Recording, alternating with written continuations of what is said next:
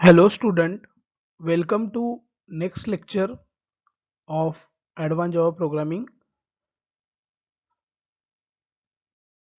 The learning outcome of today's video: first we see the URL connection class, then next we see TCP/IP server sockets, and then we see datagrams. So these are the learning outcome of today's video. So let's start with URL connection class. URL connection is a general purpose class for accessing the attributes of remote source. Okay, once you make the connection to remote server, you can use URL connection to inspect the properties of remote object before actually transporting it locally.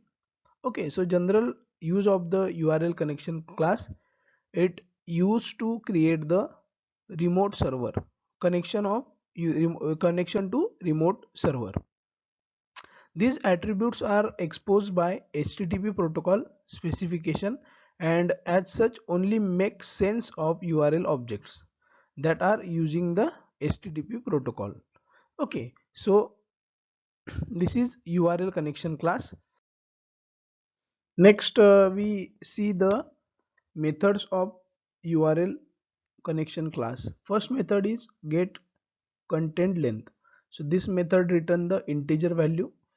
This method returns the size in bytes of the content associated with the resource. So this method is used for the to find the length of content. Okay, and if the length is unavailable, then it return the -1. So if the this method return -1, that time there is no content to transfer. Okay, next method get content type. This method returns string value. So this method returns the type of content found in the resource. This is the value of the content type header field. Return null if the content type is not available. Okay, so this method used to get the type of content which transfer by URL connection class. Okay, next method get date. Okay, so get date, as the method name indicate, this method returns the time and date of the response represented in the term of millisecond since January 1, 1970 in GMT. Okay, so this method return the time. Long Next method long get expiration. Okay, so this method return the time and date of the resource represent in the term of milliseconds since January 1, 1970. 0 is written if the expiration date is unavailable. Okay, so these are some methods related to URL connection class. There are many methods, but we only discuss the some common methods. Next, there is one another class, HTTP URL connection. This class is the subclass of URL connection class. Okay, and Java provide a subclass of URL connection class that provide support for HTTP connections. This class is called as HTTP URL connection class. You obtain an HTTP URL connection in the same way just show by calling open connection on a URL object, but you must cast the result to HTTP URL connection. Okay, so simple. This method is the one method open connection is used to create the connection with HTTP URL connection class. Once you have once you have obtained a reference to an HTTP URL connection object, you can use any of the method inherited from URL connection class. So simple, as we see the concept of inheritance, we can use any method from your base class. So the base class of HTTP URL connection class is URL connection class. You can also use any of the several methods defined by HTTP URL connection. Okay, so HTTP is some HTTP is subclass of your URL class, and it used to create the connection with HTTP protocol. Then next we see the TCP/IP server socket. As I mentioned earlier, Java have different socket class that must use for creating server application. So as we see in last some lectures, server socket and socket, there are two different class. Socket class is used in the client side and server socket class is used in the server side. The server socket class used to create the server that listen for either local or remote client program to connect to them on published port. Okay, so simple, it is the server socket class used in server side, and it listen the request, or we can say request from client, or uh, client from local or remote network. Server socket are quite different from normal sockets.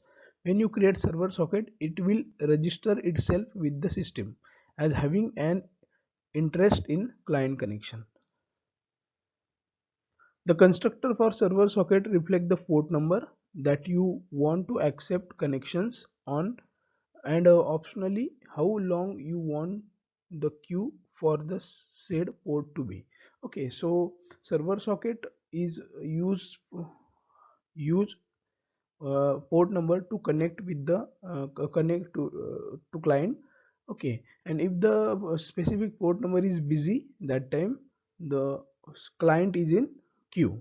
Okay, the queue length tells the system how many clients connection it can leave pending before it should simple refuse connection. Okay, so there is one mechanism to find the how many clients connection is leave pending. Okay, so this is for server side, and we already see the what is client side. Client side we use the socket class. The default is 50. The constructors might throw an input output exception under adverse condition. Okay, so this is regarding server socket class. Next we see the last topic of 4th chapter, that is datagrams.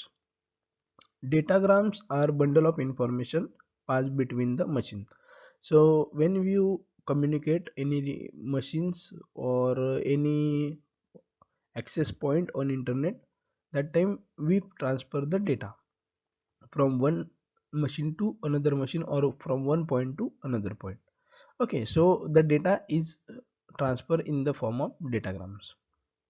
They are somewhat like hard throw from well trained but blindfolded catcher to be there to the third batsman. Okay, so once the datagram has been released to its intended target, there is no assurance that it will arrive, or even that someone will be there to catch it. Okay, likewise, when the datagram is received, there is no assurance that it has not been damaged in transit, or that whoever sent it is still there to receive a response. Okay, so simple meaning is, in datagram there is no guarantee to transfer data properly. Okay, there may be loss of data, there may be any change of data, or there is no guarantee there to uh, receive the data or get the acknowledgement. Okay, so simple datagram is not you can say it is not proper transmission, or you cannot get the acknowledgement in the datagram. Java implement datagram on the top of UDP protocol by using two class. First class is datagram package. In that, object is the data container, and second one is datagram socket. Is that the mechanism used to send or receive the datagram package. So there are two class, and datagram is totally work on UDP, that is the one protocol. Next we see the datagram sockets. The datagram socket define four public constructor. First constructor, datagram socket. Okay, there is no any parameter for this, and remember one thing, all these constructor throw the socket exception. And the first constructor, this constructor create the datagram socket bound to any unused port on the local computer. Okay. Next, second constructor, datagram socket, which have one parameter, that is integer port. So this second constructor create a datagram socket bound to the port specified by the port number. Next, third constructor, datagram socket, which have two parameter. First one is integer port and second one is in inet address object. Okay, so third constructor create the datagram socket bound to the specified port and inet address. And the last constructor, which have one parameter, socket address, and this constructor create datagram socket bound to the specified socket address. Socket address is an abstract class that is implemented by the concurrent concerned class inet socket address. Okay, so these are the four different constructor of server socket. Next, we see the datagram package. So the datagram package defines several constructor. There are four constructor. First constructor, datagram package, which have two parameter. First parameter, array, array of data, and second one is integer size. First constructor specify the buffer that will receive the data and the size of package. Okay, so first constructor, first parameter is used for buffer, and second one parameter is used for the size of package. Next constructor, data package, which have one which have three parameters. First one is buffer, that we use array. Second one is integer offset, and third one is integer size. This constructor allow you to specify an offset into the buffer at which data will be stored. In third constructor, uh, there are four parameters. First one buffer, second one size, third one inet address object, and last one integer port number.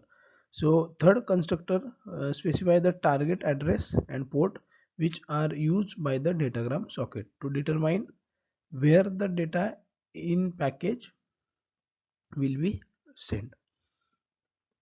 Last constructor, data package, which have five parameters, which construct the datagram package, transmit the package at the specific offset in the data, and this think of the first two constructor build an inbox, and the second two forms stuffing and addressing an envelope. Okay, so these are the quite different from socket and package. So these four are the constructor of datagram package. Now student, here our fourth chapter is complete.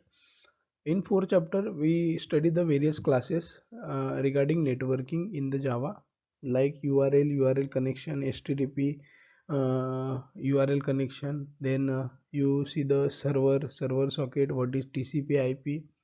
Okay, so all thing related to networking we study in this chapter. So thank you.